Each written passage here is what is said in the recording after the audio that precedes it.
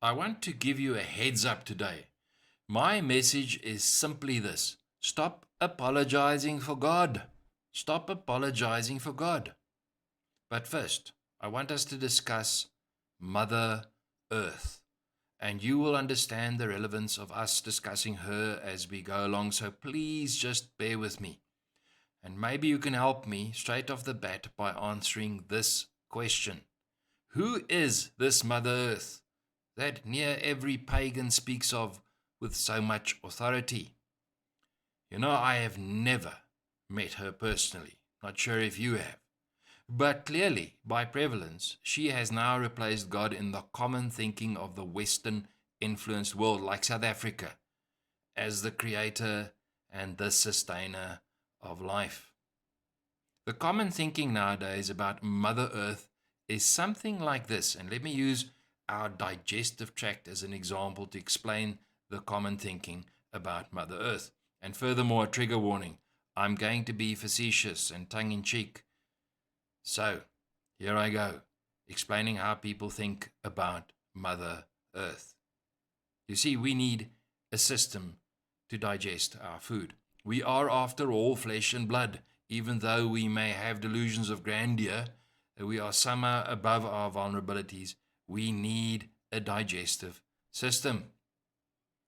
And so here's what happened. There was a meeting of the protocells, the most basic form of life, just after they had emerged from the inorganic primordial soup some 3.5 billion years ago. They had a meeting, and together these protocells agreed that a plan was needed to put a man in place and to put a woman in place.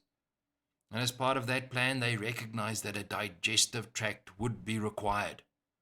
And they agreed that that would be made up of a mouth, an esophagus, a stomach, a liver, a gallbladder, a biliary tract, a small intestine, a large intestine, and of course, some other essential thingamabobs.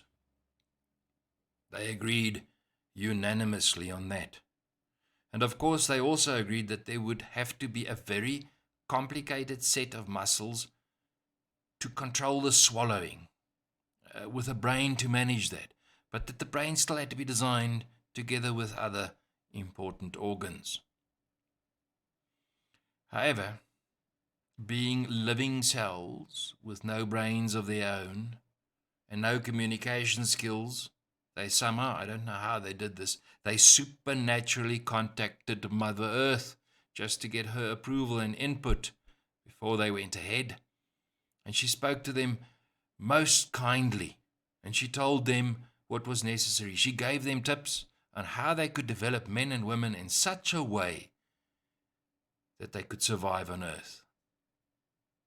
Now, as I said, I am being facetious to make a point.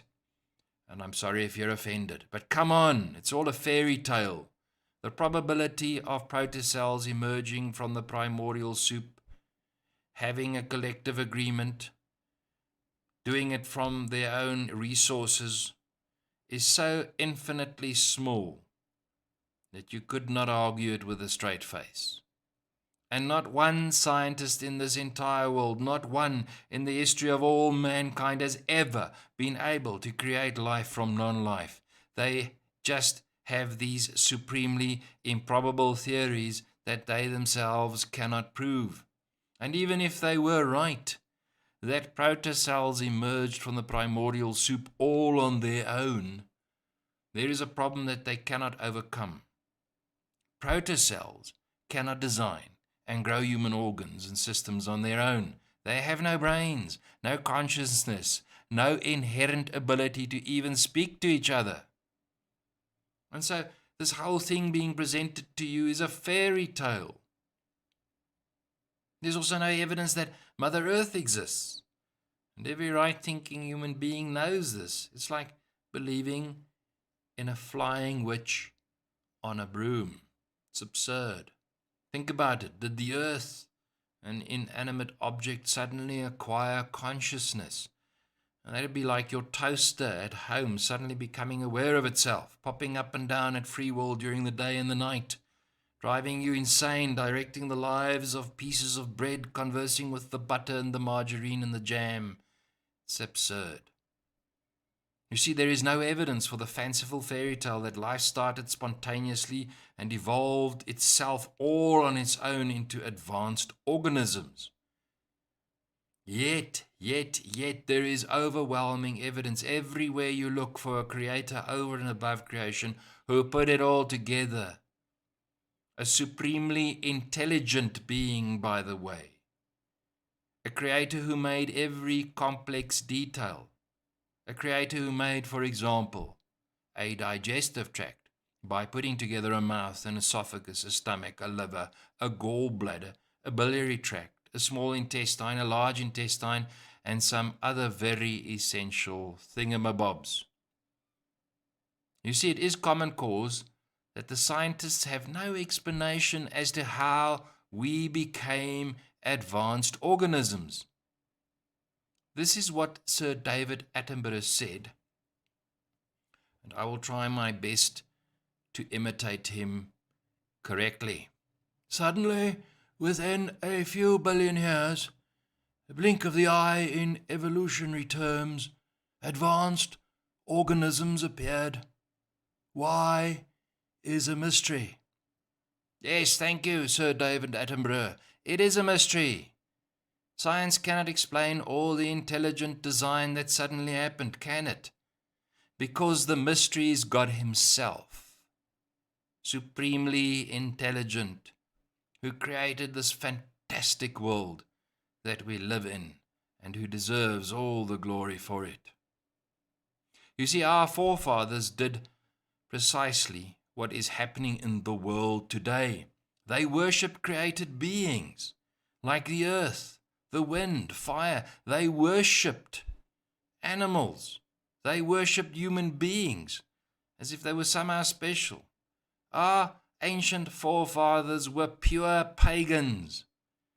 And now it appears that there is a return on a global scale to this kind of foolishness, worshipping Mother Earth and worshipping human beings as having designed and grown themselves from the primordial soup to being the scientifically enlightened people they are today so that they can make their own decisions and not follow the Creator's manual, offering their unborn children on the altar of their self-exaltation in abortion.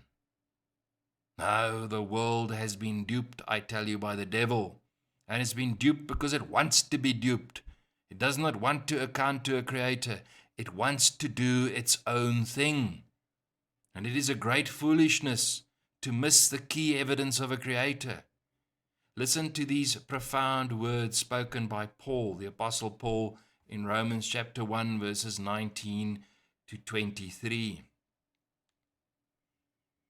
For what can be known about God is plain to them, because God has shown it to them. For His invisible attributes, namely His eternal power and divine nature, have been clearly perceived ever since the creation of the world, in the things that have been made. So they are without excuse.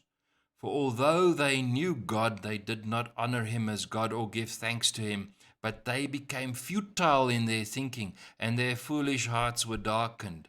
Claiming to be wise, they became fools, and exchanged the glory of the immortal God for images resembling mortal man and birds and animals and creeping things. Did you hear that? Claiming to be wise, they have become fools, claiming all this wisdom through science and enlightenment, yet believing fairy tales about deaf, dumb, and mute protocells capable of developing human beings and more, all on their own. Fairy tales of a Mother Earth guiding us in time and space. Do you know that the positive successes of the Western world was built on the fact that it recognized God? And now that it denies Him in greater and greater measure, it will lose everything. The foundations of the Western world are being removed. There is a proverb, I tell you, that finds application here. And you will find it in Proverbs chapter 26, verse 11. Like a dog that returns to his vomit is a fool who repeats his folly. The Western world returning to paganism is like a dog returning to its vomit. And there will be consequences, and the warning is this, that the consequence will show itself in heightened and growing and continual disorder. You see, the physical evidence of a creator is overwhelming. No court of law can find otherwise than that we were created by a divine power over and above creation. And you and I believe, we who are Christians, that creator is the God of the Bible. And we know from experience, which is further evidence, that when we make him Lord in our lives, he changes everything. He continues in actual fact to create in us new life beyond death. So sometimes these pagans, they refer to our Jesus as our imaginary friend, and we are put to task. However, the real imaginary friends are, of course, Mother Earth and the billions and trillions of deaf, dumb, and mute protocells who are apparently able to develop complex human beings themselves. You see, there is evidence for our imaginary friend. Nature shouts out that evidence. And there are witness accounts of the coming and the death and the resurrection of Jesus Christ. And then we ourselves, in our lives, bear the evidence of the living Lord Jesus. But the imaginary friends of the pagans have no evidence to support themselves. So I've taken all this time to come to my message this morning, and hopefully you're still listening, which is this: stop apologizing for God. Stop apologizing for God, especially in the face of fairy tales and absurdities.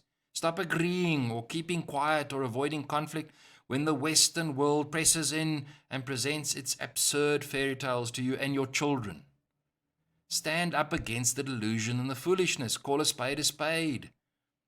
Be like Daniel's friends, Shadrach, Meshach, and Abednego. They are instructed by King Nebuchadnezzar to worship the golden statue of King Nebuchadnezzar. If they do not, they will be burned alive. Yet these three friends will not submit to the fairy tale that a created human being with a digestive tract is worthy of any worship. So they say the following to King Nebuchadnezzar. I love these words. King Nebuchadnezzar, we do not need to defend ourselves before you in this matter. If we are thrown into the blazing furnace, the God we serve is able to deliver us from it, and he will deliver us from your majesty's hand. But even if he does not, we want you to know, your majesty, that we will not serve your gods or worship the image of gold you have set up. You have to love what they said, and you have to love the fact that King Nebuchadnezzar was furious. King Nebuchadnezzar, we do not need to defend ourselves before you in this matter. They said that to the highest authority. They would not bow down and take away from God the glory that belongs to him alone. They didn't flinch. They did not take part in the foolishness. They did not sully their hearts with some foolish pagan religion that makes no sense. They did not keep quiet. And you know what? God chose to save them from that fiery furnace, even though they were prepared to die for the honor of his name, to die for the truth. And so, when you look at these three friends, the message you get is this: do not apologize for God.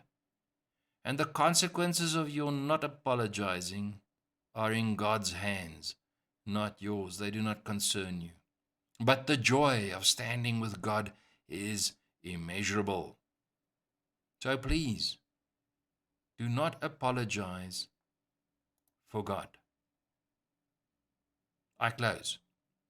Dietrich Bonhoeffer opposed the Nazis and Hitler in the Second World War. He was a German and a Christian. He did not apologize for God. On 9 April 1945, Dietrich Bonhoeffer was hanged at Flossenburg concentration camp, just 2 weeks before the Americans liberated the camp. A camp doctor who witnessed Bonhoeffer's hanging described the scene as follows. The prisoners were taken from their cells, and the verdict of court-martial read out to them. Through the half-open door in one room of the huts, I saw Pastor Bonhoeffer, before taking off his prison garb, kneeling on the floor, praying fervently to his God. I was most deeply moved by the way this lovable man prayed, so devout and so certain that God heard his prayer. At the place of execution, he again said a prayer and then climbed the steps to the gallows, brave and composed. His death ensued a few seconds later. In the almost 50 years that I have worked as a doctor, I have hardly ever seen a man die so entirely submissive to the will of God. Before his death, Bonhoeffer sent one final message to a friend in England. He said this is the end, for me the beginning of life. Now, is that not beautiful? It sums up your faith, my faith. Even though we die, yet we shall live. So when you hear all these things I have said, may you make it a thing of your heart to say, I will stop apologizing for God. And may it be so that you are brave and resilient as Shadrach, Meshach, and Abednego, that you are brave and resilient as Bonhoeffer. Will you stand in the gap for your generation? Because our God is an awesome God. He created heaven and earth, and absolutely no apology is required for that. May God bless you with that simple strength, and may He do so abundantly. Amen.